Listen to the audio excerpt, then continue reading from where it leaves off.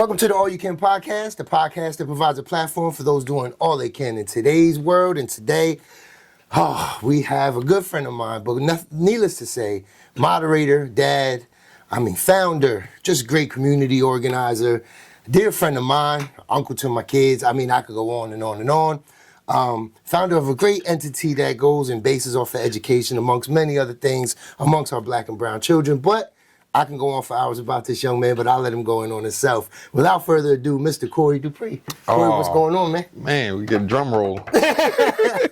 What's up, bro? It's good to see you, man. How's everything been? Oh, man, it's one of, I can't remember her name, but as at the end of the day got to end, right? That's a hell of a way to start this. What? Say it again? At the end of the day, the day got to end. That's a bar. If that's not, it was Socrates actually. Wow. Nah, bro, I'm good. Like you mentioned, first and foremost, same as you, just dad. Yeah. Right. Yeah. So as the babies are getting older, we just continue to be more and more of a glorified Uber. Uber's making a lot of money off of me, bro. Like, I need to stop. Somebody help me, please. Somebody got stock. Somebody needs to help me, bro. But no, that's crazy, man. How is it, watching them grow up? Raya's, how old is Ryan now? Raya's 13. Yeah, so. Little Corey? Corey's 10. Old, she made captain the field hockey team this year. Corey he made the travel basketball team for 5th grade for the borough. Hooping on them. So, we just always want them, and they are the best versions of us, right? Absolutely. So when we have those high expectations, they'll appreciate it later on down the line, right? God, and your babies, you're always gonna call them babies. We'll always call them our babies. Even though one of my babies is 6'3", look like Hercules, but we ain't gonna talk about that. But needless to say, so we'll start with an icebreaker like we usually do with the Let's Get Deep edition. So what were some video game systems you had as a kid coming up? Woo! Earliest that you can remember. It's funny you say that because me and my brothers on the drive over here were just talking about how memory cards are non-existent, right? And we used to fight over memory cards. Because you get so far. Yeah. Shout out to all them room warriors that would get far in the game and then have to reset because they want to get them the memory card to go with the game. Oh, man, but Lion King for Sega. One of the hardest games, bro. That and Aladdin. Listen, dog. There were no Arabian Nights that were good ones. You get on that carpet and start going through the fire. Bro, but you speaking to me now, bro. And remember, I remember it was more trauma than actually anything else. But remember the Michael Jackson video game? Bro, Michael? Yeah. I own a copy. Of course you do. In plastic. Of course you do. do. Just so you know, I'm a collector. I ain't never mentioned this on the episode, but bro, I know this. Michael Jackson Moonwalker, I own a copy, okay? And I listen, the funny thing you mentioned it's crazy that you mentioned this. I played it for my kids. I thought I was doing something cool. Like, yo, know Michael Jackson got a game, but check this out. He spins, it saves children. They was like, saves children. They're in the closet hiding. I didn't think about that when I was a kid, bro. I did not think about it. And the glove that came with it, too? Come on. You keep hitting you start spinning, and just bust out with a dance, then kill everybody, but it take most of your energy. Oh, my gosh. That, bro. See, now you're speaking to me, man. So, who is Corey Dupree? Where does Corey come from? Where are you originally from? Yeah, so originally from Cambridge, Massachusetts, by way of Milton Hershey School. That's how I ended up in Central PA. Okay. And then by the birth of my children, that's why I'm still here. Right? Because you know. I had one, I had two, still here. Can't Boom. But first generation high school graduate, my family, first gen college graduate, my family. So people say breaking generational curses, and I really just say building generational ways of wealth and just true conversation changes at the house, and I'm just a dad. Yeah. It's like you said, we could go on for you. Don't talk about going on for hours about me because dog. I'm just a little servant. That's it. Just a servant leader, right? Who's just still trying to find my way in this crazy world, but we figuring out year by year, bro. And I know you feel like me. No matter what we do, what we achieve, we wake up like, bro, I didn't do nothing. I feel so bad. Like people like, oh, how do you feel? But terrible. I didn't do anything. Like people are hungry. People are like, dude, you can't change the world. I'm like, listen, but you're not trying hard enough. Man, and the thing is, and we got to get better at that. For real. Like I had an evaluation and my boss had sent out in advance was a Google form, right, about how do you feel about your performances for, like, what are you proud of? I was just like, I'm not really proud of anything yet, bro.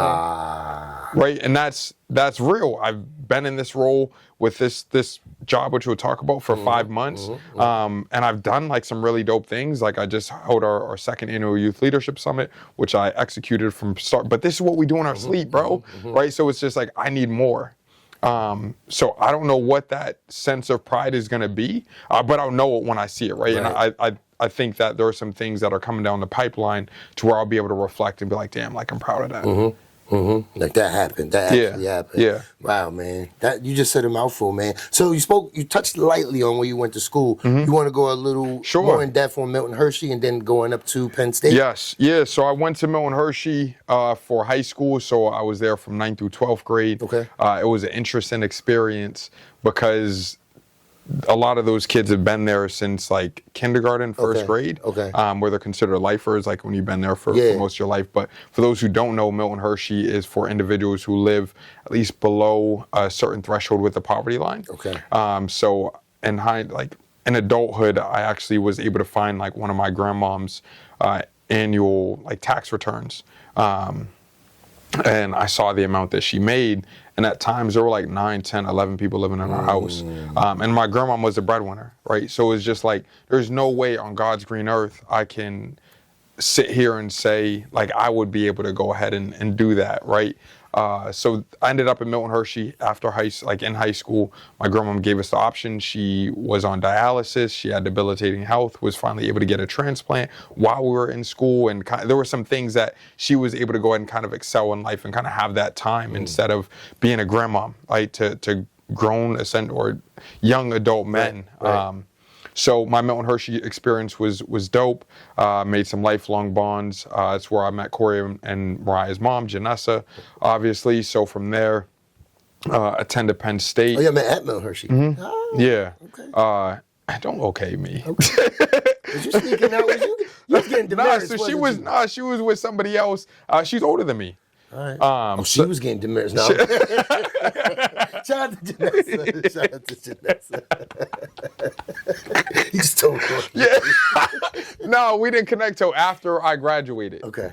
So till after I graduated, and then attended Penn State, which was a really dope experience in itself because I looked at Milton Hershey. Bro, I look at Milton Hershey as summer camp. Yeah.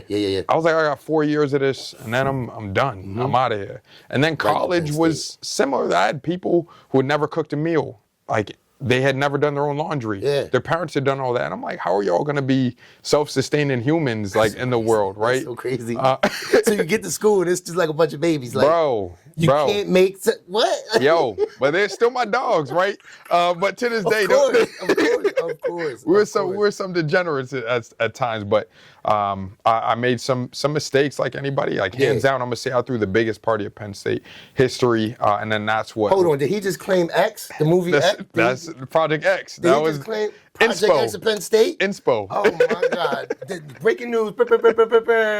Yo, that's crazy. How'd that turn out? Bro, it was... The biggest party of... Man, hands down, that was fun. Bro. First of all, I'm not surprised, right? Because how you promote, right? First of all, I'm not surprised. Second of all, man, I didn't know you then. It's not been at Penn State, like, selling bootleg jerseys or something, you know, back then. Absolutely. It'd have been spelled wrong, like Penn State. Bro, we would have been hanging from the rafters, bro. I believe it. But I went up there one time for an all-white game, and it was amazing. Oh, the whiteout game, yeah. It was amazing. And the spirit, the culture up there, Penn State's amazing, yo. So somebody had mentioned to me, so I finished up at, I was at Penn State Harrisburg. Somebody had mentioned to me, like a OG, he was in, I want to say, Vietnam, and then went to Penn State. He was in the Navy, and he was a black man, and he said, bro, as a black man, if you can make it at Penn State, you can make it anywhere. You know his name? I can't recall his name, no, unfortunately not. Well, this gentleman, thank you for your service. Yeah. Thank you for your service. What did he say? What was the statement? He said, if you can make it at Penn State as a black man, you can make it anywhere.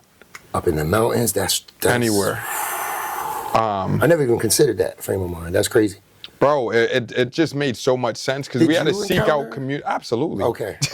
Absolutely, Okay. right? Okay. I had to go ahead and deal with so many instances around race. I mean, even just walking down the street, and I'll never forget, there was a party going on some balcony, and it was on, I want to say Pew? Yeah, it was Nicholas Towers. Walking past Nicholas Towers, someone just yelled out the window "niggers," right? To me and my boys who were just walking past. Now, I'll stop the story there and just leave it at that. Right. But I will say it was easy to identify what apartment it was, right?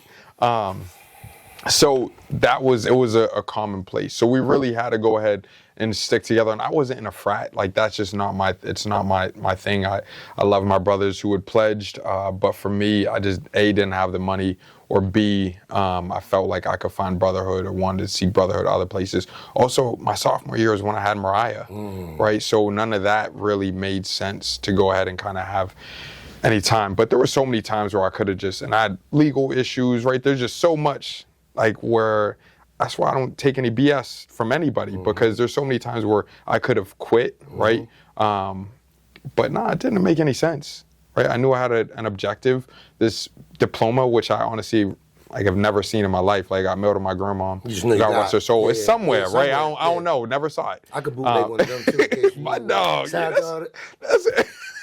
PhDs out. No, but that's crazy. You did it for the sake of doing it. That's you it. know what I mean? I know a lot of people that even get their high school diplomas just because they need to do it. It's not because mom's cursing them down or dad's telling them they're nobody. You know, I gotta do this. Now, there were benefits to going to college. Oh, like, for sure. The doors that unlock. Right? Yeah. I couldn't imagine. I couldn't imagine. So, And some of the best moments in my life, you know, as an adult, you were involved with them. So, you know, we got so much more history. I got to find it and send it to you. I have the video of the day that we first met inside the lobby at the Hilton. I have a video of it. Yes, I was watching it the other day. It's like this. My man Ralph came in. First of all, I'm pretty sure I was like casual, like maybe like khakis and like a polo or something. My man Ralph came in like the mayor, big stepping, like Kingpin. He had a red shirt on, the tie came with the folder, said, yo, boom, boom, boom, boom, boom, this is how we moving. And after that was all the energy I needed. I watched that video the other day. I didn't change as a person. Nah, bro. I tell everybody, especially when it comes to politics, you have not switched up. You've always stayed true, right? And you're not for everybody. I'm not for everybody. And I always want to say, if you don't like me, that's cool. I don't want it to be because of something that I did, right? I like it to be just because I'm not your cup of tea. Yeah, because I don't hate anyone. Yeah. Certain people's projections are just not for what I'm trying to. And ain't nothing wrong with that. There's nothing wrong with that. If I can help you in any way, I damn sure would. Yes. I just can't coincide. And we just have to be able to accept that as humans. Yeah. So I think that's in any industry. Yes. If you wake ice cream, you ain't gonna mess with Breyers. You ain't gonna mess with the giant ice cream, dude. Like, yo, nah, my butter pecan's better. Like, it's just. But in this world, it's not about competition. It's just like, if I know you're talking about, let's say, an Asian population, and my nonprofit's geared to freeing or helping Asians, why would I? It just doesn't make sense. You know what I mean? So some people will force things just for the sake of a couple dollars or some funding or a promise. I'd rather just figure it out. You know, you've watched me do it. You've seen me do it. It just, I believe in collaboration with the right people. Correct. Very precise. Correct. Collaboration. You know, intentional. And that's the word from you. That's the word. You know me. I'm big on intentionality. Intentional and exit strategy. Bro. Say that again. Intentional and exit strategy. Yeah. Now, you remember, like, you was like, what's that? And I'm like, bro, that's... If y'all don't know, Corey was my campaign manager, and we made history meeting 13 career politicians for the #1 spot for city council. And this is a person that's not a politician. I'm a public servant. And this man was my campaign manager the whole way. So for those that are watching that don't know what we're talking about or like even, you know, getting at, you know, he helped me a great deal. And that's not only the only one instance. You know what I mean? We've had so many great things, you know, upscale. But needless to say, it's been fun, and we got so much more work to do, bro. Hey, bro, this is... You know what was dope, though? Huh? Being able to read you a proclamation in honor of the work you're doing, and we've never been able to predict that would happen years ago. For the great work you doing in front of your son and your daughter, read off a proclamation. That was fire to me. Yeah, man. That was fire. That was, I mean, Mariah doesn't truly understand it, right? Yeah. First of all, we were there for hours because that joint went forever. That session went forever, but You stood around like a champ. yeah, The babies was she warriors. stood around. She Babies stood right, was warriors. yeah. So the proclamation, for those who don't know, was for my work with Layers of Black History, which is my organization which focuses on getting books that highlight Black and brown and diverse authors and educators and their stories. Which is why you see these very diverse books in front of us tonight. We host curated events throughout the year. I mean, tomorrow I'm playing Santa at the Midtown Scholar. That's dope. Right? That's dope. And then next Sunday I'll be in Palmyra and I'll be reading Aaron Slater, illustrator, or I think it's Ada Twist. I can't remember. I'm reading 2 books next Sunday. But then on top of that, you were intricate and me kind of getting this launched off to the space that it did.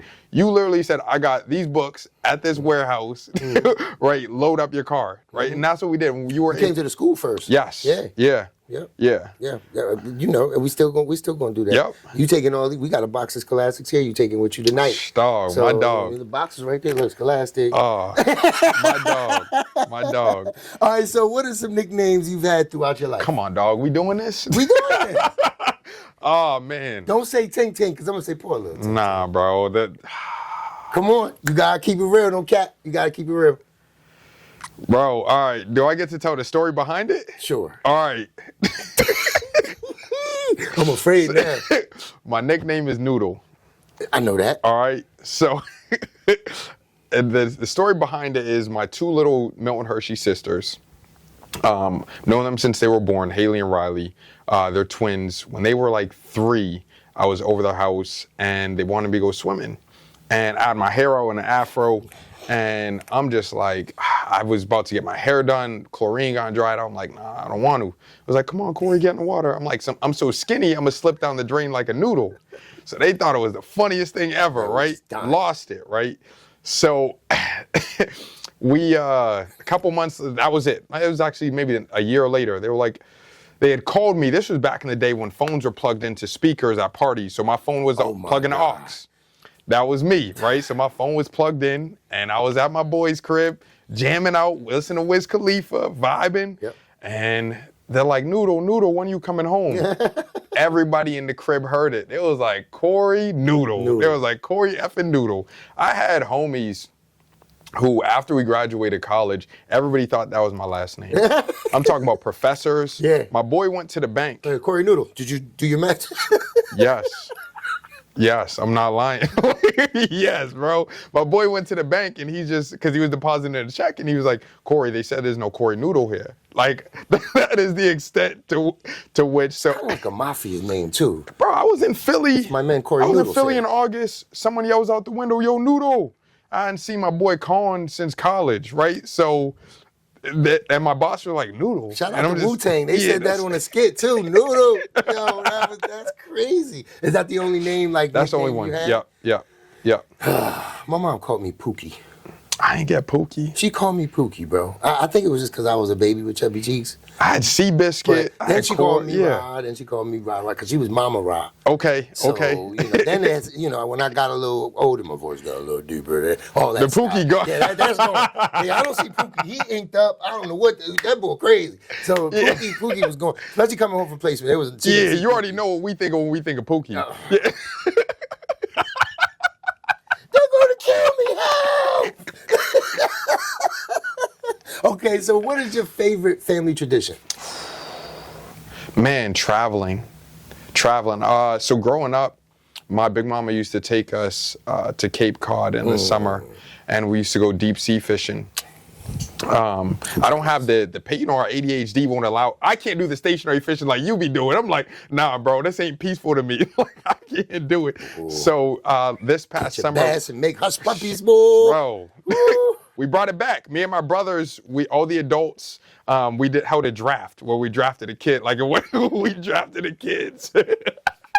So all the adults were paired with the child, and then we went out fishing. And That's dope. me and Biggs won. He was my first overall pick, so I took Biggs. Yeah, that was it. So every summer now, going with my brothers, and Mariah's the only girl in the whole group. I got all nephews. Mm-hmm. But you said the key too. Sometimes it might not be for us to be stationary, Yeah. just like. But when you bring the kids, it Yes. adds that different element. Yes. So now we up. Because I'll nag at mine, like, bro, I never get to fish. I'm doing your hooks all day. But that's what I'm there for. Yeah. I don't really want to fish. Yeah. I need to complain. I'm your dad. Shut up. You go listen to me complain. But I'm going to smile when you catch something. Oh, Yeah. my God, my girl. There we go. Right? I mean, and they good. The twins even started getting in competition. And, you know, of course, I think she didn't beat her brother. But it was close. It was like 6'3". They was on the dock just going ham. Oh, man. Was it catch and release? Yeah, they Okay, were. okay. So in PA, a certain species, they have to be over 12 inches. Oh, the size. Yes. Yep. So if they're not, I'll make any little jaws, mince them up like we get busy. Eat sardines, baby. What? We get busy. I'll figure it out, right? But we obliged by the PA state laws, being certified instructors. Yes, Shout we out do. to the Fishing Boat Commission. But you mentioned slightly the founder of the Layers organization. You want to touch like how that started? You briefly went in on it. Even the name, like what's behind the name? Yeah. It's deep. So in 2021, that was like a crazy summer, bro. Like, that's another episode in itself. But 2021. 2021 was dope because it allowed me to be liberated. The summer was I had taken the kids to the park. Long story short, Mariah was 8, Corey was 5, and there were some middle school kids who were there.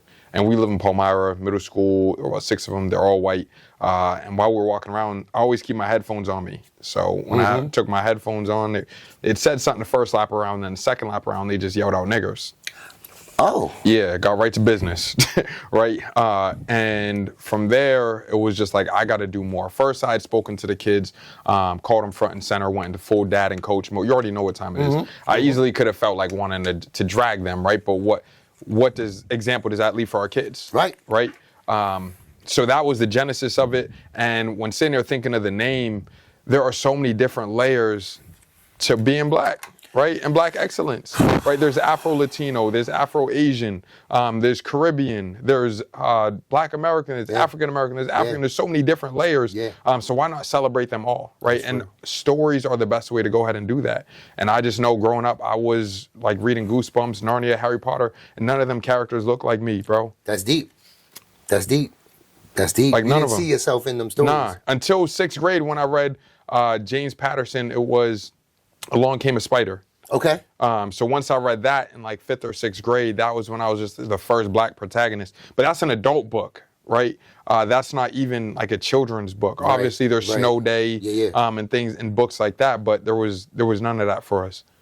That's deep, man. And then now you're what annual event you going on? Yeah, so this third is year, now 4th year? the 3rd for the Little Layers Gala, okay. and the 4th for Big Layers. We're actually going to go ahead just do Little Layers this year. I told my team I want to just tackle the little one and just. What's the difference in contrast? Yeah, so Big Layers is what the team calls it. So Layers of Black History.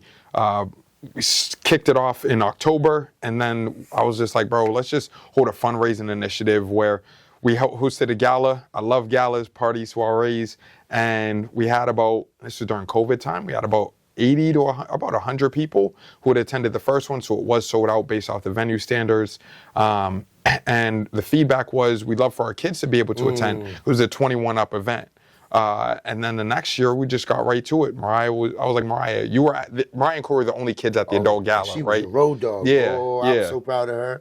So now we're on year 3. Year 3 for Little Layers, and it ties in STEM. It ties in local authors, readers. Will have characters because it'll be in mid-March, so right after Mardi Gras. So I want to go ahead and look for Tiana to go ahead and attend.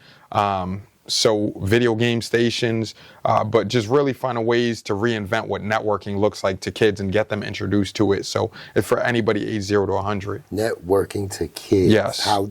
Because their perception of what networking is totally different than you and I, right? Yep. Adults make everything complicated, right? And when they go into different rooms, you can feel the energy of the ones that aren't really true to what they're trying to get at. Yep. But with kids, they just want to play. They just want to have fun, right? So if you reintroduce what that looks like in an educational environment, Yes. do you imagine the magnitude they could grow in there? Bro, it's so like the dope thing is watching the kids plan this, right? Obviously, as the adult, I pay for it, right? But knowing, like, it just It is what it that's is. my role, It right? is what it is. I pay for, I make calls to confirm the vendors, but Mariah and her friends, her little troop, they're there for setup, they're there for cleanup, Dope. they're there for this. You already know how our Yeah. But that ain't for me. Yeah, we know, right? They need to know. Yeah, Because so it is true. Like, I know, but you guys need to know that the work the babies are putting in. Because it's For sure. It's amazing. It's one thing to just show up to an event. This is cool. But it's another thing to know all the little accoutrements and pieces and nooks and crannies. And, and when it's youth doing it, I mean, that's not only career development, that's self-reliance, that's self-confidence boosting, like, at an all-time high. Yeah. You walk in a room and you see everything shimmering, like, wow. Look at the event we executing. Look at the event. Wow. And then you're happy to help guests, right? Yep. How can I help you, man? No, let me get that for you. Like, man, Biggs was cutting pizza, like, you got the glove. Yeah, listen, dog. He said, listen, we ain't got no more pepperoni left. yes. Now, before we segue into your current role, which I'm extremely proud of you, by the way, I'll tell you all the time, Yeah. but that's really just crazy. I've seen you train in diversity, equity, and inclusion with the fire department. And I sat in with you, right? And it was one of the more shocking times of my life. You're teaching, I'm sitting on the side, Chief Enterline is behind me. You have maybe like 20 firefighters. Yeah. There's like about 20 firefighters in there. And you're going in, right? And at an instant, the fire alarm rang. And I saw 20 to 21 firemen with the less of a blink of an eye raise and take off to go save lives. That was one of the most, like, bone-chilling It was moments. right in moment, bro. It was the realest You can't thing make that up. It was the realest thing I've ever saw. I share that to this day with everyone, but you're the only one that was able to share that with me, bro. Yeah. And that was a time, I don't even know if you consider or even pay attention to that day, bro, but to see, they didn't bat an eye. You and I no longer even existed in their world. Yeah. Like, it was an That instant. switch. And I looked at it and said, wow, because while everyone's running out of whatever situation they're driving to, They're and going heading towards it. Yep. And I thought of their kids, I thought of their families. And although we were there working on, like, what's fair, how to include our, black and brown and how to make it right, they just wanted to save lives. Yep. Like, and it was like, it doesn't matter if they were running to, like, a black family, an Oriental family, a Puerto Rican family. They were down for whatever, and they were ready not to come home. Yeah. That was one of the, like, the hair. I'm getting goosebumps just, like, thinking but I about got it. Yeah. goosebumps like that day. I was about to say, like, the hair rose up on my neck, my back, my arms when I saw that, and I looked at you like, and we didn't really say much about it. We just was waiting for them to come back. Yeah. But I just thought about it, and I'm like, and even when I make speeches, sometimes I include that in there, and you're in most of the times when I speak about, because, bro, that was a moment in my life where I was like, yo, there are people that just do good for the sake of doing good. Bro, and if that was around the time where you would push the initiative after the young man was murdered. Yes. Right. So there was just so much going on, like, as it relates to being in the community and how he had run past the firehouses, right? And from the outside looking in, the community can go ahead and say all that they want, right? But nobody's signing up to be a firefighter, right? Absolutely.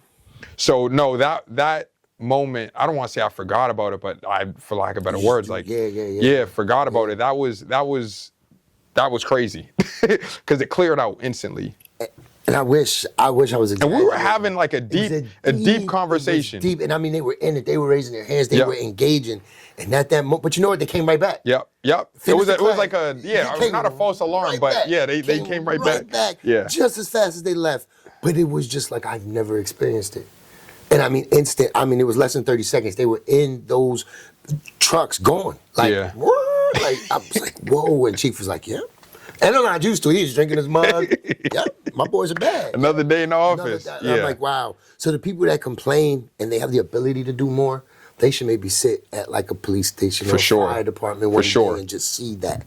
And not all police are bad. Not all fire, men.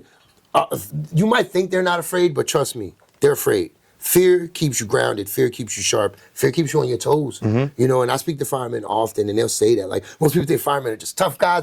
They walk in there with fear, and they want to make it home just like anyone else, man. So next time you see someone in service, salute them. Tell them thank you, you know. No, but that was deep, bro. All right, so moving forward, we spoke briefly on that, and then segueing into, so is it the director of DEI? Yeah, so the director of Jedi. Ah. Yeah, you already, my lightsaber's coming. Okay, so break that down. So for background and context. Now, Jedi is an acronym. Yes, for justice, equity, diversity, and inclusion. Okay. So it's DEI scrambled, right? But you can't have all that without having justice. And justice doesn't mean the legal system, but it truly just falls in line with equity, right? They go hand in hand. So when I was 7, and for those who don't know, Big Brothers Big Sisters is a one-on-one mentoring organization where it's intentionally pairing individuals from the community or individuals at the high school level with elementary students to go and serve as mentors, where you're locked in for a 1-year commitment, but ultimately the hope is for it to go longer than that. So when I was 7 years old, I met Todd. Who is my big brother. Okay, shout out to Todd. Yeah, it's my dog. So 27 years later, like that's to my kids, that's our Uncle Todd. Still no Todd. Yeah, yep. So Todd is how I found out about Milton Hershey. My brother and I both had big brothers. So Jonathan's my big brother, Sean, and then my big brother, Todd. They both worked in the financial world, and they had brought it to my grandma.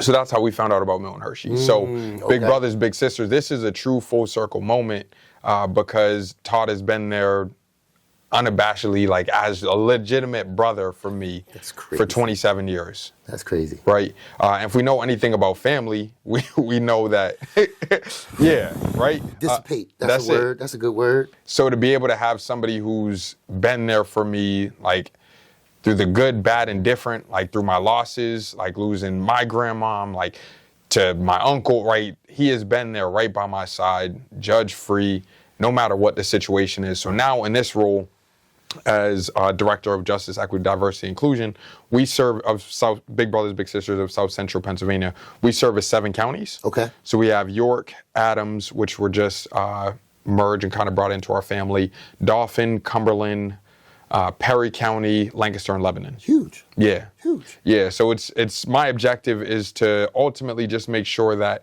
our verbiage and our DNA isn't just a checkbox. And you said objective, why? Hey, dog, because an objective is something that you're going to achieve. A goal is? Something that you want to achieve. You can tell we know each other.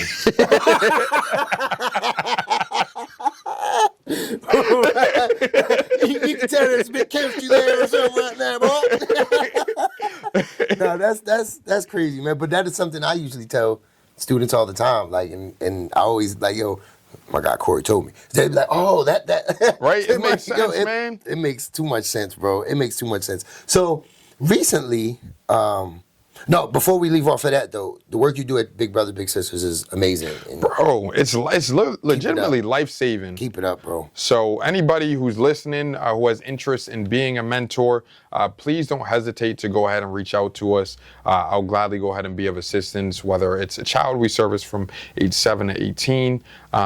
But like even now, we just launched a program called Youth Rise Stand Together, which is where we have high school students that are mentoring middle school students. So it's going to help them with that transition. They're closer, and that mentorship isn't going to be a traditional like classroom facilitated. I'll be there, but my objective is to go ahead and have them amplify youth voice, right? Whether it's through them at the end of the year going to do a podcast or them doing some type of spoken word. I'll train them. I'll jump in. You need me for anything. Yeah, not for it's stamped. I'm here. That's easy.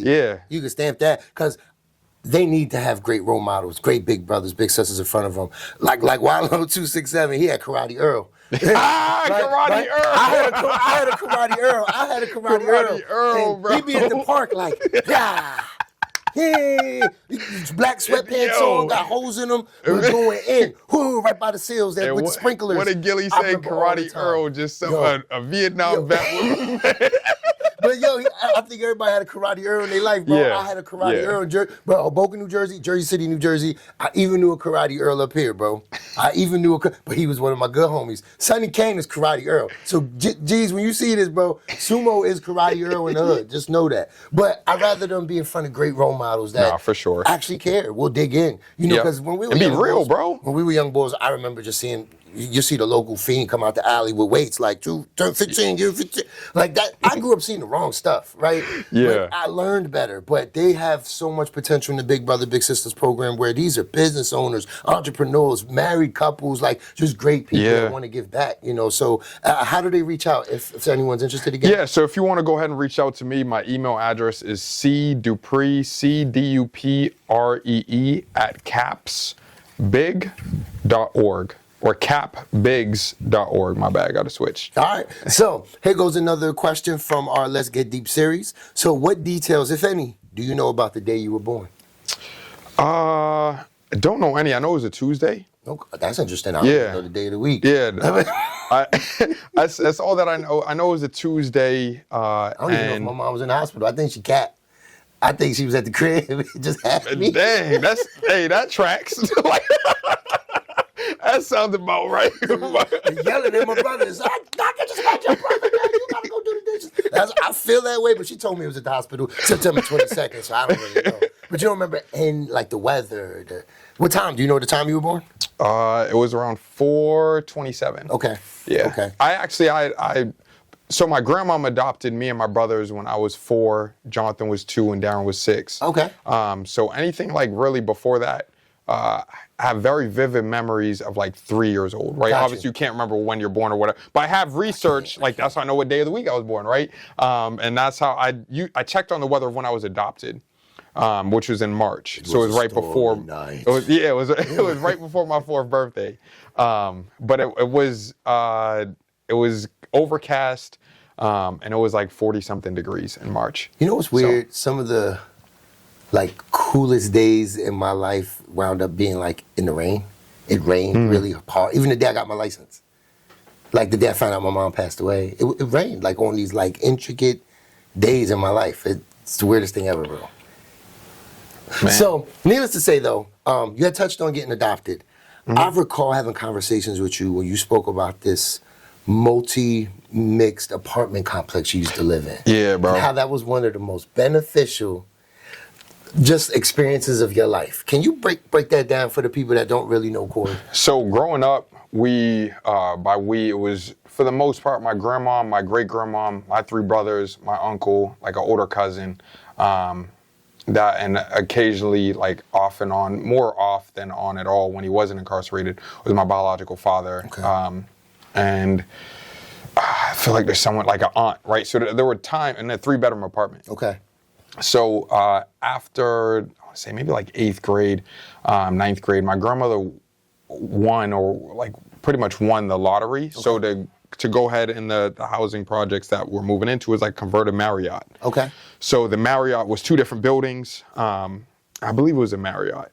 But long story short, inside that building, or those buildings, there were individuals from so many different socioeconomic statuses. So there were doctors, because I was in Cambridge. There were professors from MIT. There, right across the street was Charles MGH, which is one of the bigger hospitals in Boston. Okay. There were professional athletes. There were YouTubers, right? And Celtics. There were Celtics players. Celtics players, yeah. So it was, to me, it was nuts.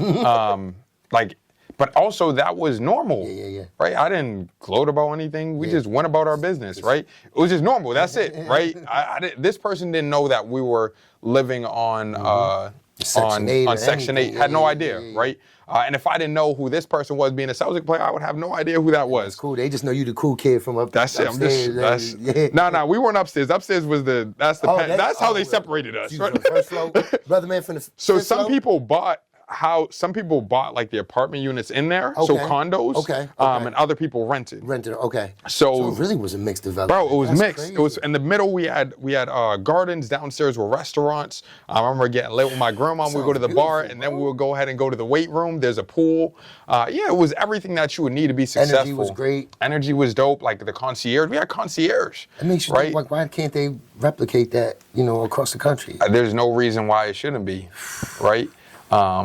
It's really how we should all be living in a communal society. And you met quite a few, great individuals living. To this day, I still go over and check on a concierge. Kyle started as a concierge. Yes, my dog. He started as a concierge. Now he's like the head manager. So whenever I go home, like I make sure I check on him. I remember when him and his wife had their party before they were about to have their babies, like their baby shower. And then now their babies are like 6, 7, 8. Like, so it's super dope to go and remain connected, because no matter who you are, right, you always treat the janitor with the same respect as the CEO. Yep. So, from the ground all the way up, bro. And it's not just because one day they might just for the sake of treating somebody right. Dog. Like, just some people really like driven that way though, and and then I hope they are your boss, right? Like that.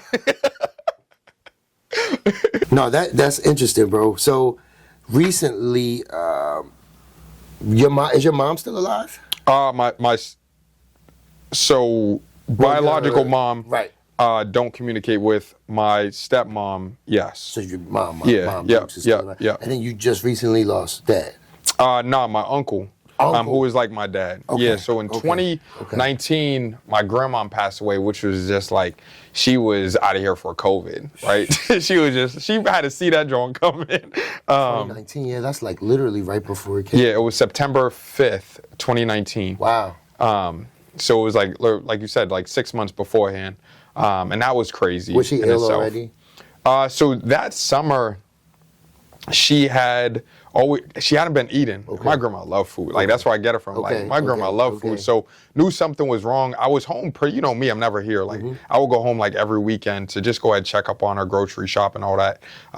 And she hid the fact of her results from her biopsy from a lump in her chest, which was cancer. So she hid that from all of us. So the whole summer we're just going and she's just kind of pushing through it and just never told any of us. So from June to September, right, it went from whatever stage it was to she passed. But I was just happy that like we got to have the kids' birthdays.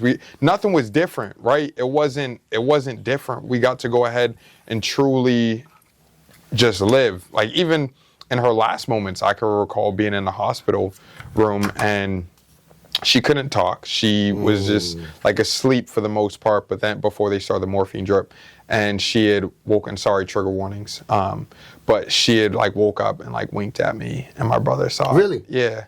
And then that was it for me, right? Like that's when I was just like, all right, cool. See, I find that sweet. Yeah. I find that deep connected. Yeah. I find that as a way of her saying I'm good. Yo, she always winked too. That was like her thing, right? So it was just like, it was her thing. She would always wink, whether it's I'm driving home with the kids and the kids are having now cookies at 6 o'clock in the morning because we just got there. I'm like, nah, chill out. We ain't having cookies at 6. I'm Big Mama. None of our babies having whatever they want. And she would like wink at the kids, right? So that was like her thing. That was her thing. Yeah. So I would be spot on just saying that was like her last connection. Absolutely, yeah. She knew you were there, and although she didn't have like the strength to speak, that was the connection. That's deep, man. So you were there when she when she transitioned. Yeah, I was there when she transitioned. Was it natural? I left two. Yes, we family made the decision for a morphine drip. I left. I went home. I was like, saw what I had to see. Got you. And then 2021 is when my uncle passed away, 2022. So it was like 2 years later, right after. And I remember you were doing a lot as far as preparing and, yeah. Although you wear a lot strong, I could see that had like a toll on you. You had to do a lot. Yeah. You had to get a lot ready, man. Because it was at the age of 29 and 31, you don't expect to bury your parents, Yeah. right? But you know that it has to happen, right? You also don't know what it comes with. So now, like, I make it a point, like, in my passwords I share with my brothers, they know what's coming, right? Everybody knows where life insurance policies are. They know where X, Y, like, how we got to move. And it's scary. Like, I even say to Corey all the time, like, Dad just wants to be cremated, right? And I would say it all the time to words, but to the point that my grandmother said it enough for me to know, right? If she never said it, I would have no idea. Right. And I would have been sitting there with like a $20,000 GoFundMe up there, like folks, right? But That's deep. It was important, and my uncle was crazy because I was in the process of planning Juneteenth, and I was his power of attorney from January when he first went into hospice, and then he didn't pass for another. So he kept going up and down and up and down. So I was back home Thursday through Monday for months, and then like one day it went like pretty downhill. But it was for you mentally? No, for him physically. Gotcha. Yeah. Gotcha. The hospital called me. It was just like, yeah, he's How went were downhill. you mentally though? I don't know, bro. It just was. You just had to truck along. Yeah. You never really even had to deal with it. You still haven't probably dealt with it. Nah, not really. Nah. Like, and no matter what therapy I go to, whatever. It's not gonna, yeah. Grief is just such a crazy thing. I had a dope conversation with Julia Mallory, just centered around grief a couple weeks ago. Shout outs to Jew. Yeah, that's my dog, the mermaid. And grief is just always gonna be there. There are days where I'm just sad. Right? Just because. Yeah, and I tell Corey and Mariah that I'm like, sometimes if I'm angry, like I don't like the holidays, right? Because my big mama used to always make like a big deal out of the holidays. That's what I'm saying. I have to. So you already know, you charge forward, you keep busy, yeah. But we got to get out of that mindset. Yeah. But see, that's the bad part about it. Things happen at this huge magnitude sometimes, like a death or let's just say loss. It doesn't, just a loss. And because you could grieve people that are alive, bro. But we're, as men, yeah, especially as black and brown men, we're expected to just keep going. Yeah. That happened? Word. Did you clock in today? Facts. Did you get to school today?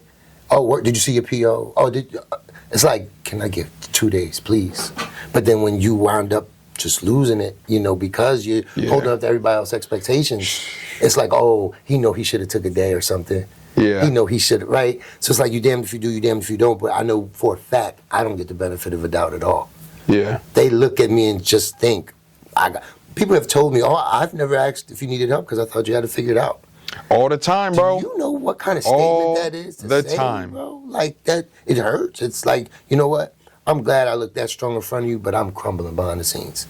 And if you just spent the day and played spades with me, it might make me feel better. Yeah. But to your point, some days I just feel bad, and it's okay that I feel bad. Love me while I'm feeling bad. Yeah. Let me sit here and just watch a movie with you and cry, or just be mad at everyone. But you're sitting right here with me while I'm mad at everyone. Anxiety's real, and I've had anxiety for so long. Sometimes when things happen to me, that's the only thing I can think about until it's over. And the wild thing is, anxiety is the fear of the unknown. Yeah, because you never know. You're just always in the future. That's it. You're just always in the future. Yeah. You're just like, oh my God, what? I gotta beat the punch. Yeah. It's just, it's crazy. And then I wish it's something I could just, I'm not gonna do that no more. When you're wired that way, you're wired that way. And if you love someone, you just love them. If someone developed AIDS because of maybe intravenous drug use, you're not gonna say, hey, calm down with the pain. I don't want to hear that. You go like, no, I'm sorry. Let's take you to the doctor, right? Same thing with anxiety. Same thing with ADHD, like bipolar. When someone has these disorders, learn how to help them. Learn how to deal with them. Walk with them. And that's part of the reason why I had started like the Men Raising Black Boys Conference. Yes. Right, and had partnered with Black Men Heal, which provides free mental health therapy services to black and brown boys and men in like 12 states. So everybody hears that name, Men Raising Black and Brown Boys, and they're like, this is great. Black men need this, da-da-da. But in my mind, there are so many people who are raising black and brown boys who aren't even necessarily black or brown, right? Todd, my big brother, white man, right? Case in point, shout out, that's my dog, right? Todd is about as white as they come. Shout out to Karate Earl, too. And I shared with him the conference, and he was just like, bro, this would have been such a great benefit, a great resource, right? There were big brothers who had attended, house parents from Milton Hershey, right? So many different people who could use this as a resource. So how does that feel like to see this man that played a big, intricate role of you just being who you are, and now seeing you do great things, and he's like, that's fire. That's good, Corey. Keep it up. Yeah. Like, how does that feel like you get to watch someone that played a part in you being you, like, become proud of you? Like it's amazing. So the thing, he's like the last person for me. Got you. Right? Oh, it's levels to it. No, That's I mean, like, reality. it was Todd, my uncle, my grandmom. Got you. So he's Yeah. up there. Okay. Yeah. Okay. That's dope. Like, every weekend, like, Todd would take me, like, that was it. Like, Oh, so to a my lot of your summer adventures camps. were with Yes. Todd. Yep. Hiking. That's dope. Like, take me to Martha's Vineyard. Like, to my kids, that's their Uncle Todd. Like, Corey just found out last March that we're not blood brothers. Oh, wow. Right? And Todd is 52 and white. Wow. Right? Like, Hey, that's... ain't got no color. Yeah, that's the thing, right? My kids have... We obviously have... No, it's not obvious, but I do have white family members. But Corey was just like, wait, Uncle Todd's not... Right? That is the level... So he's the last person for me. So whenever I do something, I call Todd, right? Whenever I need to, like, feel my grandma's presence or my uncle's presence, I know I got Todd, right? Obviously, I have my mom, but Todd was really, that's my dog. He knew that essence and aura of your folks. Yeah. So just because it was different. Yeah. Like, how I talk to my mom is different, like, than how I talk to Todd. That was my brother. There's only a few people on earth that have that energy, like we're there with my mom, and she called them a daughter or son. So sometimes I crave to talk to them because they can give me memories. Like, I can relive that, and they don't understand that. A lot of people don't. I'm like, bro, you don't understand. You're one of the last few people that really know my mom, that really sat with her, felt her energy. So when I sit with you, I'm like in a time machine. Yeah. You giving me that back. You don't understand the gift you're giving me, bro. But like Styles said, blood thicker than water, only in certain cases. You need water to live. We learned that in the basics. Better cherish your aces. Shout out to SP. You know, so a lot of people look at it wrong. Family is what you make it. Absolutely, Because I know bro. I've created my own. And now watching my legacy, these babies make me proud every day. They keep me busy, but they make me proud every day, bro. And we set them boundaries too. Yeah, oh yeah. You feel me? We teach them to go ahead and set them boundaries. Not only with them, with their principals, with their teachers, with their coaches. We have boundaries, bro. I am the parent. You're the coach. I respect you. I love you. You're the teacher. I respect. But there's boundaries. You're not going to cross these boundaries. Facts. And that's one thing I am not playing with, I'm Bruce Willis with it. That's it. And it's not even, the thing is, and the reason why I love you, bro, is because it's not only for our kids. We could selfishly do all the things for our babies, right? But that's not the point. My kids are going to help other kids. That's it. That's what I love. I can sit back and put my feet up now. My baby's going to go in the gear. That's what I love, and I've been waiting for that since we... See, it's one thing to tell them when they were babies, we just keep giving toys out. Maybe one day we can get at the farm show till we get to the farm show. Then now we're magicians. Now we're magicians. Now we manifesting. That's what I teach the students. Like, bro, you're a magician. They be like, what do you mean? You think of writing a book. You put it down on paper. You get that book printed. You have now produced something out of thin air. You're a magician. Like, yeah, bro, you don't understand how powerful you really are. You really got to give them it to... Like, most kids are not even getting that. You know, they don't understand all this was produced by a thought. Until you really break it down to them, like, bro, you're a magician, but you can use it for black power or regular power. What kind? You gonna do black magic or you gonna do regular magic? You can trick people with your magic. You can manipulate. You can use your magic to converse people, or you could do your magic like, let's say, quote unquote, Santa. Don't bite me off in the comments. I'm not saying Santa, but you get what I'm saying. Like, just doing good, dropping off presents. You know, take or to Jesus if people are religious. They say that man traveled and healed the sick and visited the poor. He even died amongst on the cross with the gangsters for real. So how are you going to display your magic today? That's the part of doing all you can. Doing all you can is, bro, and you know, but doing all you can is holding up to your obligation even when you get the phone call that your wife's in labor. Holding up to your obligation even when you get the phone call that your brother just got shot. Holding up to the obligation even when you just worked 12 hours and know you still got 3 more hours to go. And making the decision that I still got to go. Doing all you can is not, I'm tired, I'm done for the day. That's not even doing half you can. It ain't even.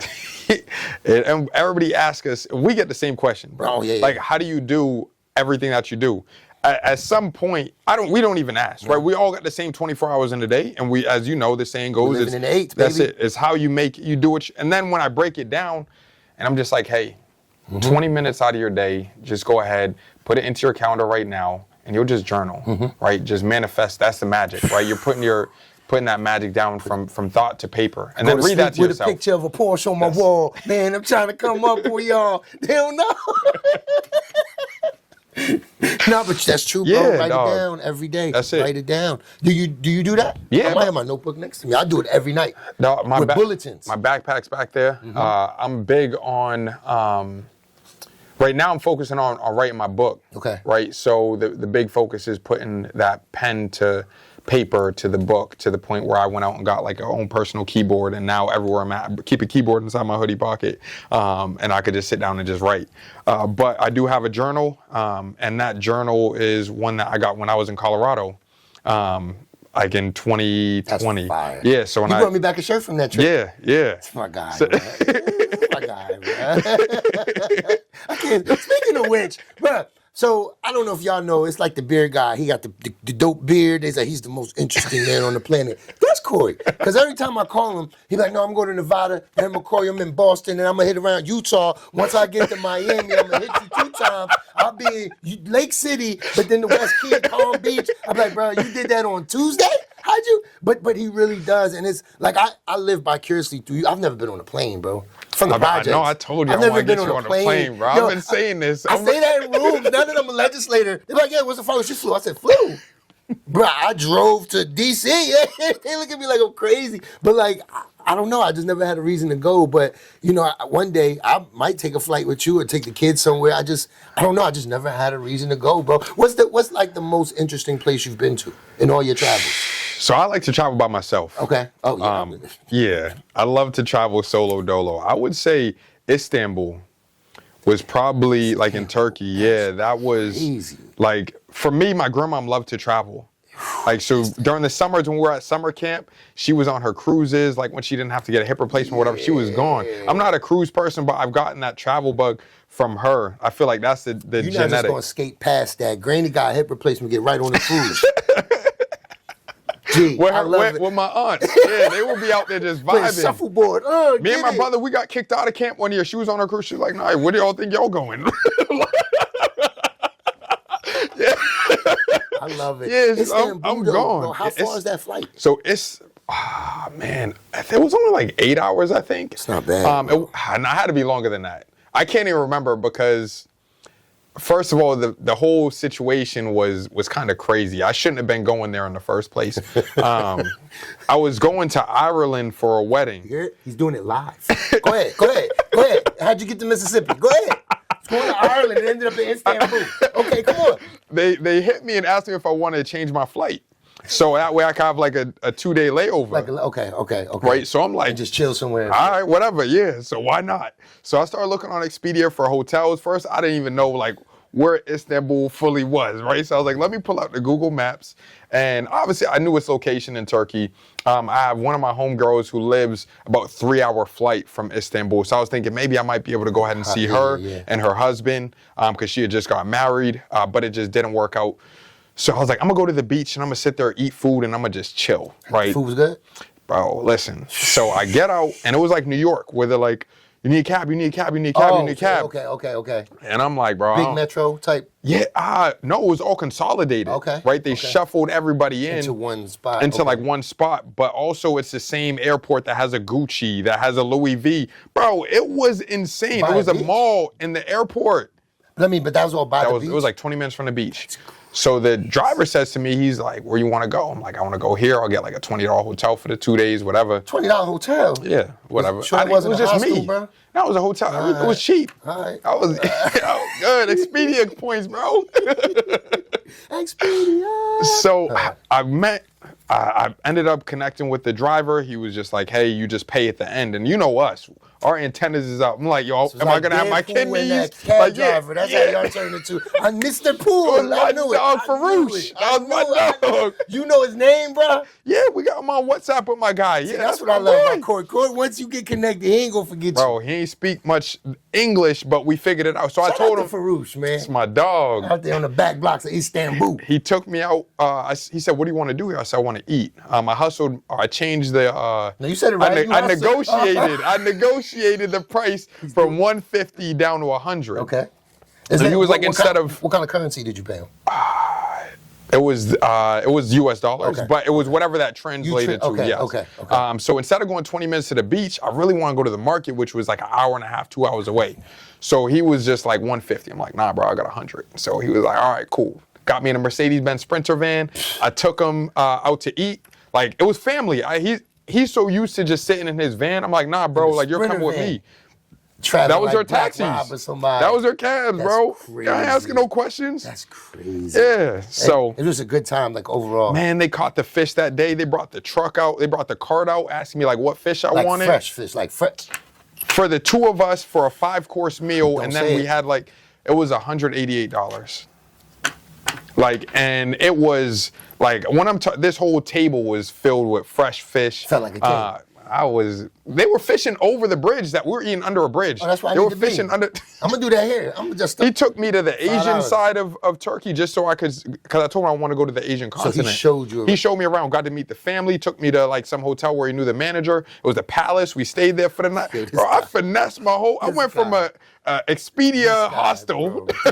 Now y'all see what I'm saying, okay? Now you understand Ireland, where we started, Ireland, where we started, okay. And then Ireland was the end destination where I stayed at the castle, and my homies got married. Beautiful ceremony. Yeah, beautiful. It was dope. But long story short, We snuck onto the top of the castle, the rampart. Here it goes. Queen Elizabeth was there, had a wardrobe. I knew it, bro. I knew it. See, that's proof, y'all. No, but so Istanbul would be, if you had to pinpoint, that would probably be the most fun you have traveling. And Costa Rica too, bro. I've been to 17 countries and 46 states. How many passports you got, bro? I only got one passport. So I got mine in 2017. Smiled, so that means it's almost full. See how we smiled? That was very cynical. I'm not going to say nothing about it, though. I love him, so I ain't going to say nothing about that. But everywhere I go, I make relationships. No, I know, bro, and I love that. I love that, bro. I could right now, if it wasn't 5 hours ahead, I could text my homies in London and be like, yo, I'm going to catch a flight next week, and I got somewhere to stay. I could make a prank call to China and get PlayStations. Let's go. Let's go. Now, they'd be a little off. They might not work right. The button might be a little They stuck, might be station but plays. We good, baby. The 5 ain't all the way hooked. It's like the PlayStation question marks, but we good. We good out here, baby. No, but this has been amazing, Corey, bro. I love you. My family loves you, and I just appreciate all the help you've helped. Within my life and just meeting you. You've stood up for me at times when you didn't have to. And most people don't know this. You know what I mean? You've put your foot down, and I've seen you do it where you didn't have to. Like you could have went with the cool, and you was like, nah, bro, you're not doing Ralph like that. You out of your mind. And it was pretty high positions that you left, for me once. And I've, definitely went to bat, vice versa. So you're one of the few people on earth, besides my family that I could say is somebody's family that I know I could count on. If you say, bro, I'll be there, I know Corey, at least somebody I never would have to worry about. For sure, bro. Forever, bro. Thank you. Yeah. Thank you. Is there anything you want to leave, with the people, any links, any events coming up? If you want to post Big Brothers, Big Sisters one more time, just anything, now be your time, my guy. Absolutely. So definitely make sure you tap in at www.layersofblackhistory.com. On there is our mission, our events. In the past, since we started, this is coming up on full year 3.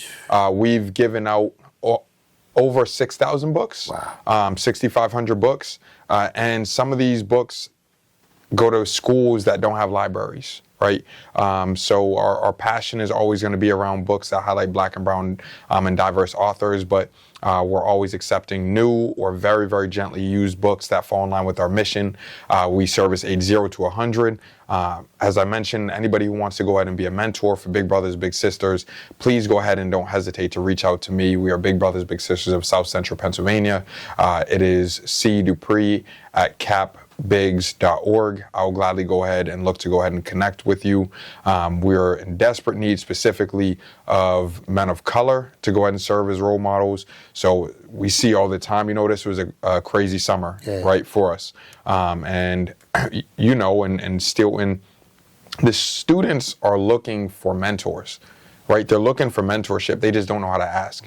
So this is your opportunity, your chance to go ahead and kind of step into that role and service the community in one way, shape, or form. It's literally 2 hours every month to where you could go ahead and take your little out for ice cream, pizza, whatever the case might be. But it's the opportunity to go ahead and truly change a life. That's amazing, man. I did it once, but he wasn't a little. He was 22 years old, and I caught him trying to break into this very building. Man. Yeah. And, once we found out the story, Dropped all charges. We got him HVAC training, got him to paint the room upstairs, gave him some industrial training. Now he's doing pretty good. He was just trying to help his dad, you know. Yeah. Unfortunate, but I'm glad we were able to be there and not someone else, because, you know, someone else would have pulled the trigger. We know how it is. They would have done the wrong thing. So, Corey, man, I appreciate you being on the show. I'm a long time coming. Hey, dog, I know. We too busy, like, yo. Bro, and the thing that I love about you is we don't ever question each other's busy. Oh, no. You feel me? But there are friends and people who will question our busyness. No, like, you don't never got to question what we got going on, right? That's crazy. It sounds crazy to say out loud, but no, I appreciate you, brother. But anything that you need from me, you already know you stamp. We good to go. My guy. So, as we always say, Mr. Corey Dupree, the All You Can podcast, from me and mine to you and yours. Are you doing all you can today? Peace.